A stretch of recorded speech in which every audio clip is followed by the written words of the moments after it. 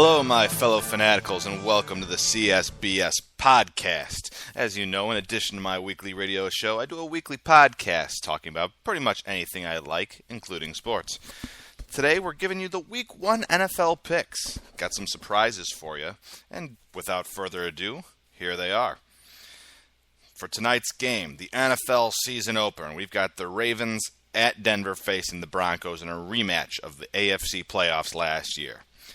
You can't lose that many starters like the Ravens did and still hope to be a Super Bowl contender. I think the Broncos win and win big. Right now, they're sitting at 7.5-point favorites, and quite frankly, I think the Broncos are more than capable of doing it. The only reason that I would take the points on this one is because the Broncos are without arguably their two best defenders from last year.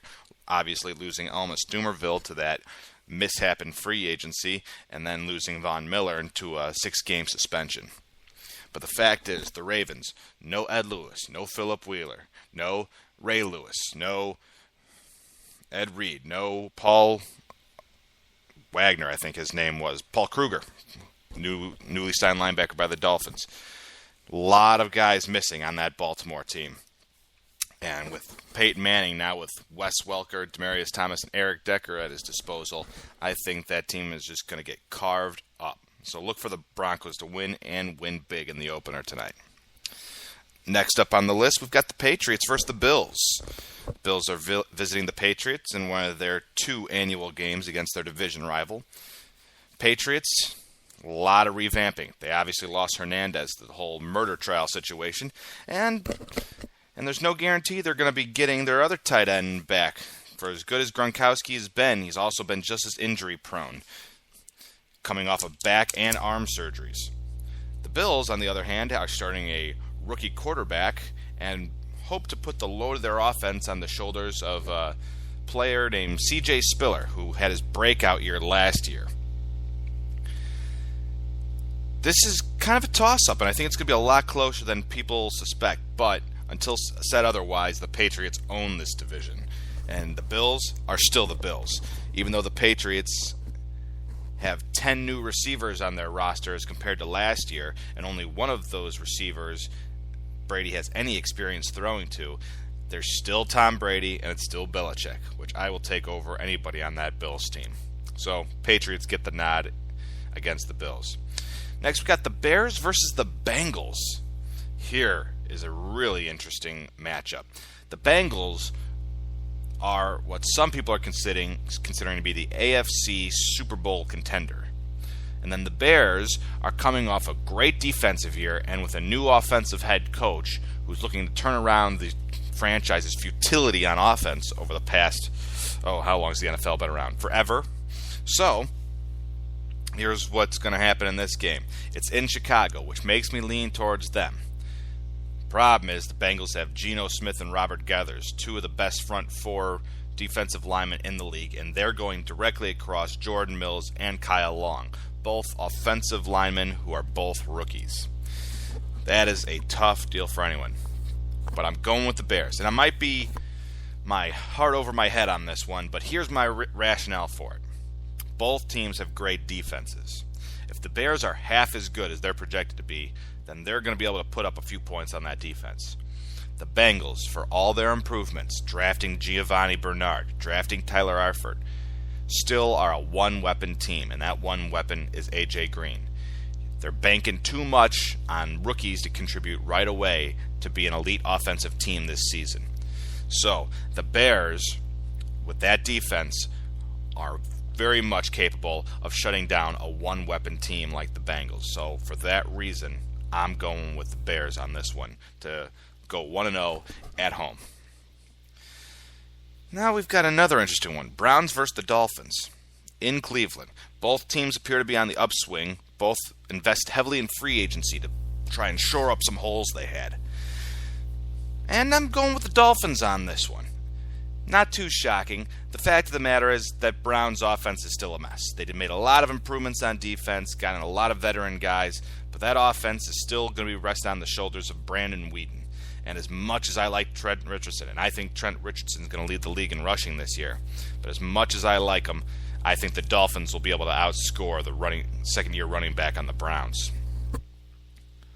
especially now that they've got Mike Wallace to stretch the field coming over from Pittsburgh to Miami. He looks like Jerry Rice out there. Coming up next, we go back to the NFC North, and we've got Lions versus the Vikings in Detroit. I think the Lions are going to walk away with this one. The Vikings, I think, had a fluke year last year, 10-6. They'd be lucky if they went 6-10 this year. It's still Christian Ponder. They lost Percy Harvin, and they replaced him with Greg Jennings, an aging receiver who was let go by his previous team in the same division. They're a one-weapon team again with Adrian Peterson. The Lions, on the other hand, added a running back to balance out that passing attack, i.e. Calvin Johnson. But here's the real deciding factor. The Vikings, in the offseason, lost Antoine Winfield, one of the best corners over the past decade. A very physical, very in-your-face receiver who is able to cover man-on-man. So let me ask you this. How are the Vikings, without their best cornerback, going to cover Calvin Johnson? They can't. They won't, and he's going to torch them. I wouldn't be surprised to see Calvin Johnson to get 150 yards receiving this week. So, I think it's Lions in a landslide. Then, we got the Colts and Raiders in Indianapolis. The Raiders are starting Terrell Pryor, a third-round supplemental draft pick. Yeah, this isn't a contest. Colts are going to steamroll them. Now we got the Saints-Falcons, division rivals in New Orleans. This is an exciting game. And I'll tell you what, the Falcons are going to win this division. Why? Because they always win this division. They have a more well-rounded team, they're a more consistent team, and they just get the job done, especially at home. However, week 1, division game in New Orleans, Sean Payton coming back, got to give it to the Saints. I don't believe Sean Payton was just sitting on his hands that entire year he was suspended, and I think that we're going to see some stuff that we haven't seen out of the Saints before. So I'm looking for a big game out of the Saints and Drew Brees. Plus, I think we're going to have a breakout year from Mark Ingram, their first-round running back out of Alabama.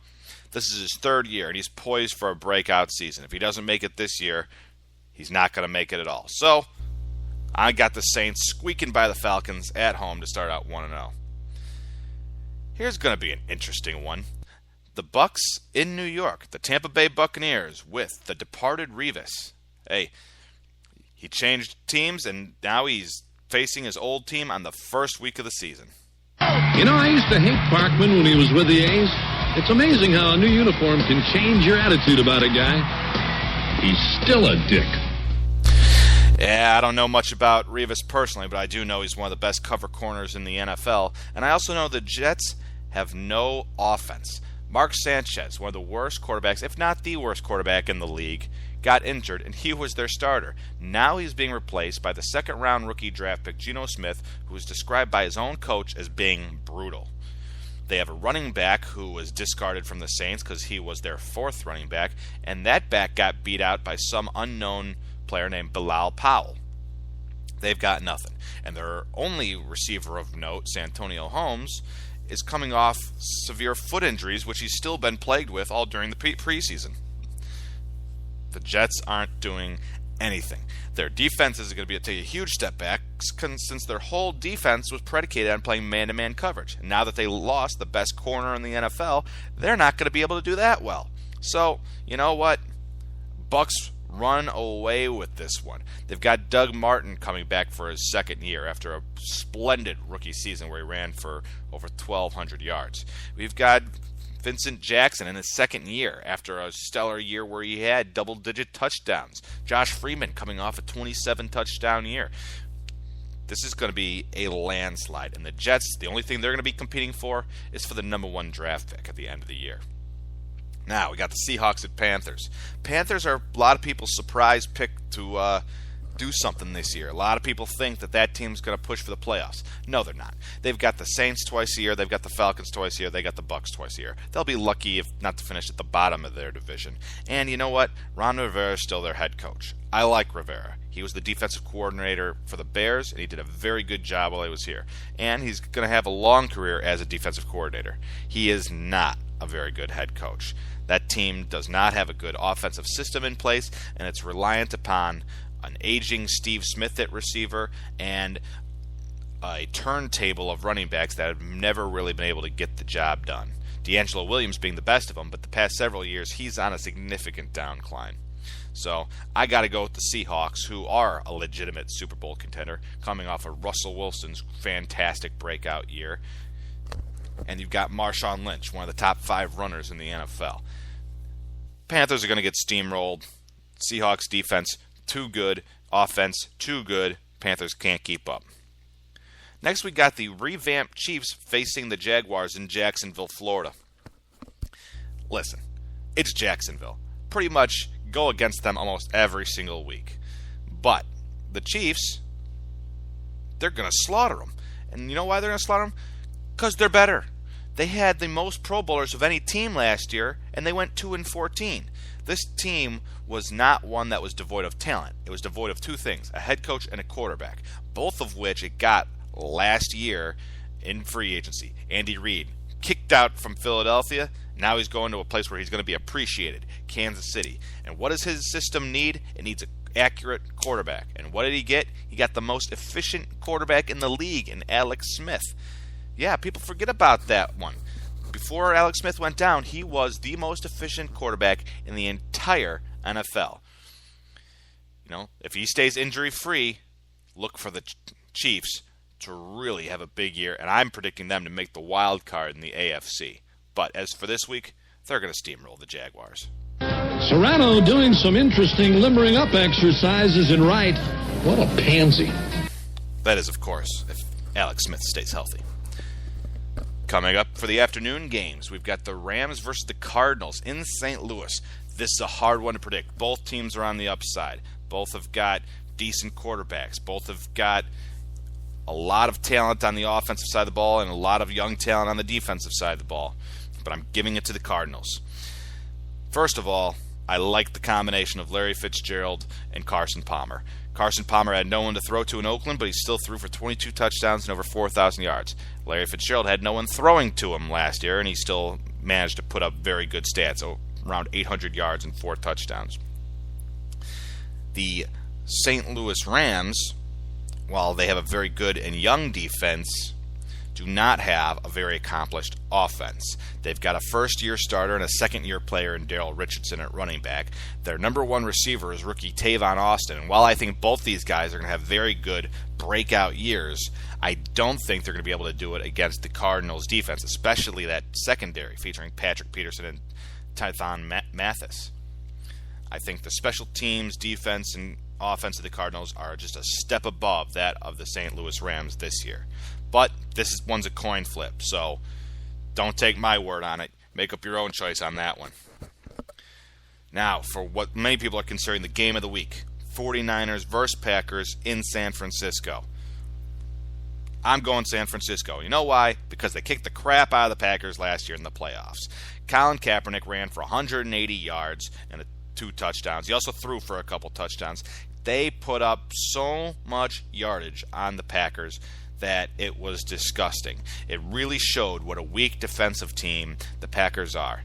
And I always thought Clay Matthews was overrated. Sure, he gets stats and he's flashy, but at the end of the day, he is not good in pass coverage, and he's not even that good of a run stopper. He's a one-dimensional player who sacks the quarterback, and he can't catch Kaepernick. So I think the 49ers are going to torch the Packers, and as good as Aaron Rodgers is, there are too many holes on that Packer team for them to overcome the elite teams in the NFL. And the 49ers are one of those elite teams.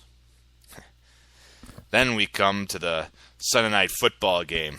You know, those most aggravating teams in the NFL. The Giants visiting the Cowboys. This really pisses me off.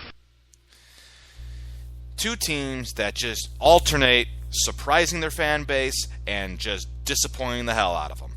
I mean, Cowboys are yet again being held up as a team that could win this division. I don't think they will. I think this is the Redskins' division to lose. The Giants are battling injuries. The Cowboys are facing their own set of problems.